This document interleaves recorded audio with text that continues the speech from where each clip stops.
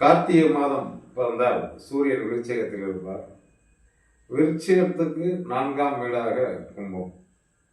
அப்ப அந்த சூரியன் சந்திரன் கணக்கில் வச்சு நான் ஒரு கணக்கு சொல்லிட்டே வரேன். என்ன காரணம்னா, நிறைய விஷயங்கள் இந்த மாதிரி அமைப்புகள் கண்டிப்பாக அமையும். அமைந்தால் இது போன்று இருந்தால் நாம் சொல்லும் விஷயம் நடக்கும் என்பது உண்மை. அதே நேரத்தில் பார்த்தீங்கன்னா, கும்பத்தில் சந்திரன், விருச்சிகத்தில் சூரியன், இதுதான் விஷயம். இது பார்த்தீங்கன்னா, ஒரு வெளிச்சத்துக்கு வரக்கூடிய காலகட்டம்.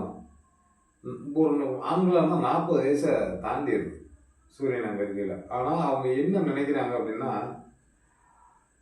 விட்டு கொடுத்து போனால் கண்டிப்பாக அவங்க ஜெயிச்சிடுறாங்க. அதாவது சூரியன் விருச்சிகத்திற்கு தான் என்ற ஒரு அகந்தை அவர்களுக்கு தனியாக இருக்கும்.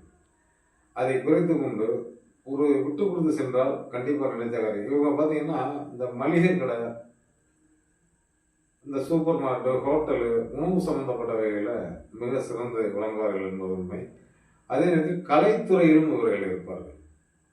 ஒரு நல்ல டைரக்டர் அல்லது சினிமா நடிகர், இது போன்ற அமைப்பு பெற்றவர்கள் கண்டிப்பாக நிச்சயம் இருக்கும் என்பது உண்மை.